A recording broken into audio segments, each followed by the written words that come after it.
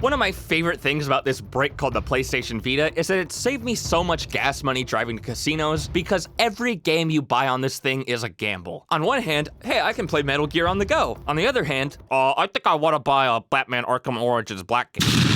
I need a win, and the best bet for that is to go back to All Reliable and continue reviewing the Uncharted series. Here's hoping this game is a worthy successor as we look at Uncharted Golden Abyss in this spoiler review. And since the PS Vita is a complete nuisance to record footage on, I want to give a huge thank you to LongplayArchive for letting me use their footage. I'll leave the link to their channel in the description. Now, because this game is on the PS Vita, this game is going to be chock full of needless gimmicks to prove this system can do things a console can't. But Ben Studios made the brilliant decision to give the player the choice to completely ignore those gimmicks if they want to. Mostly. There are some really great gimmicks in here that actually serve the gameplay. If you love the addition of a touchscreen, yes, you can press triangle to pick up a weapon or press square to punch, or you can hit the little icon on screen. Sometimes they let you choose between gimmicks to use, like either using the gyro controls or touchscreen to zoom in on a scope. My favorite addition here is how, since it's very hard to hold something completely still, including your Vita, the gyro controls they implemented for aiming creates genuine, authentic weapon sway. But there can be too much of a good thing. Gyro controls are great, until they decide to add in the Tony Hawk balance minigame almost every single time you cross something narrow. The touchscreen controls are a nice addition to puzzles. I really love the charcoal rubbing idea. But when you have to use the touchscreen in the pause and main menus instead of the D-pad, that's an issue. Same with when you have to use the backpad to awkwardly rotate an item to wipe it down, or constantly swipe down to paddle your canoe. Or, get this, when both of your final bosses are touchscreen QuickTime events. One of the weirdest gimmicks I've ever seen in not just handheld games, but gaming in general, was one time I had to physically hold my Vita up to my ceiling light to figure out a puzzle. And of course, as the overweight gremlin I am, I played this game in bed mostly and didn't want to get my fat ass up. So I blasted the thing with my phone flashlight and it didn't work. The whole point of game systems like this is to play them on the go or at your convenience. Imagine how inconvenient it would be if I was playing this at a hotel at night and couldn't turn on the light, or was on a road trip and couldn't progress because I couldn't find the right kind of light. I gotta say though, my favorite gimmicks have to be the one that completely ruin my favorite aspect of games. They linked this game to another game in the series called Uncharted Fight for Fortune, also on the Vita. It was a turn-based card game with gameplay in the same vein as something like Marvel Snap, I believe, and one way you can unlock cards was by finding collectibles like treasures in Golden Abyss.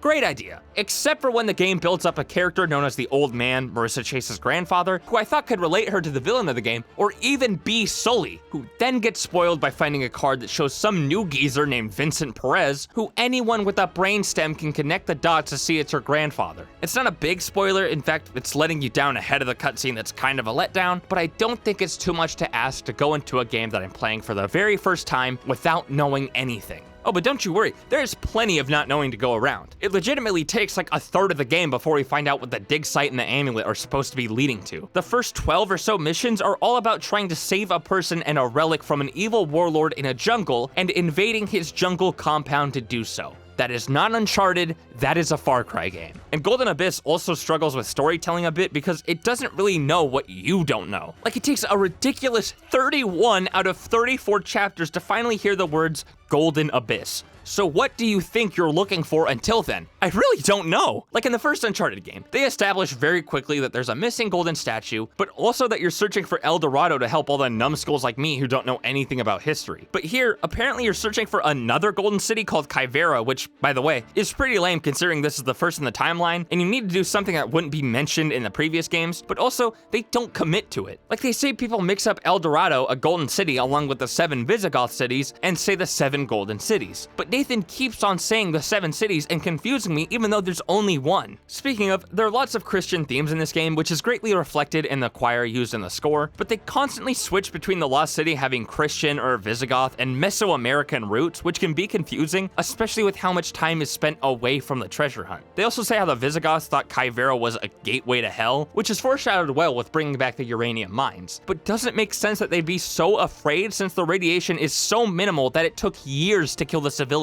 there. Things just happen because, too. Chase just stops moving on a collapsing rope bridge. I've never seen anyone hold someone at gunpoint and get walked down like this. And Chase's leg is somehow usable after having a giant stone statue dropped on it. Oh, hey, watch that leg. Try not to put any weight on it, okay? Ow. How can that hurt so much? Might have had something to do with that nap you took under a 3-ton statue. Oh yeah, you mean the 3-ton statue you lifted with a plank of wood? Even though most of the bad cutscenes in this game do revolve around Marissa, she is a cool addition, and her inexperience in how she's chasing the trail of her missing grandfather reminds me of Lara Croft and her father. The characters are actually what carry the story here, especially with how consistent Nate and Sully are to the previous entries, like how Sully has had both gray and brown hair. You gotta love to see that through line get closure, and how Nathan is still flawed, only really caring about the moral high ground to use it to give Dante a hard time about his boots. A recurring joke I find really funny. Christ, Drake, you know how much trouble we're in because of you? I mean, look at this place. And my boots? And there are some great retroactive additions to the characters too, like when Nathan drops the business side of treasure hunting that's been holding him back and is inspired by Chase's passion for it. Yeah, well, they cost me a lot. More dough than you make in a year. Oh, yeah? Which year? I've had a couple good ones. Oh, really?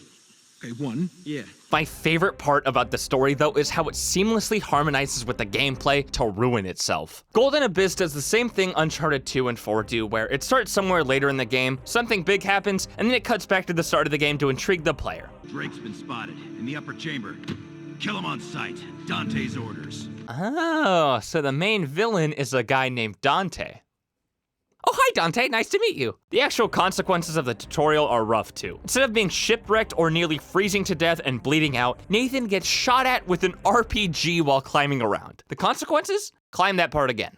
That is literally it. You could have done Sully nearly falling to his death, the helicopter shooting at you, the cave charges blowing, practically any other action set piece in the back 2/3 of the game, and it would be more influential than having to replay the last 3 minutes of climbing. However, that is just the tutorial, and if you stop there, you don't know Uncharted Golden Abyss, because this game earned that title. It is Uncharted, a real Uncharted. This isn't like Peace Walker or Blackgate, where the gameplay is lacking features or fundamentally different to fit the hardware. This game plays exactly like you hope it would. There's two main differences. You have to tap or hold an on-screen icon to throw a grenade, and you reload with down on the D-pad. That's it. The bumpers aim and fire, the stealth is the same, the cover is the same. This is a handheld Uncharted, not a handheld version of Uncharted. It even has sections that weren't in the other Uncharted games, at least that I can remember, where you play a Last of Us style sniper defense set piece. It's not perfect. Some of the set pieces are super lame, like the climbing can be as, if not more finicky than the first game, and you can only fight your way down a cave for so long before saying, I'd like to get to the point now, please. And then you have to fight your way back up, which doesn't make any sense. Why am I fighting at all? I understand enemy mercenaries holding down the fort, but not when the fort is exploding and full of uranium. But even with its flaws, I am glad to be able to play what feels like a real video game that's not made by Nintendo on a portable console, instead of a portable version of a video game with features stripped out of it. And one of the reasons this lives up to the Uncharted label is because of the impressive scale and backdrops, and while I know they're only 2D images, they still heighten the sense of adventure. And while there are some highlights like how unusually good the water looks, the graphical quality is about what you'd expect, with some corners cut to run on a weaker system. Things like model issues where the hands don't line up with the rope the character is descending, and the fact there are only 2 settings can pull you out of immersion a bit, those 2 settings being caves and jungles. But that latter problem is one shared with Drake's Fortune, and I feel like it's only a big issue because we've seen the highs of this series already. Another impact of that is how this game has somewhat frequent loading screens, which are to be expected, but it's still a bit jarring when we've been spoiled by almost every Naughty Dog game only having one single loading screen at the start of each play session. In fact, the only other technical issue this game has that isn't due to how good we've had it is that this game gets very framey in larger combat arenas. So Uncharted Golden Abyss is definitely not without its faults. The story in particular is rough, but that might not be what this game is for. Not to say that Uncharted games shouldn't have good stories, most of them really do, but I think it was particularly noticeable because I played the game all at once, finishing the whole thing in less than 72 hours. The flaws are much more apparent when you play this game like an actual video game. Then it becomes a small fish in a big pond. But if you treat this game like other handheld games where you play it in little bits and pieces when convenient, I feel like you'll enjoy this game much more.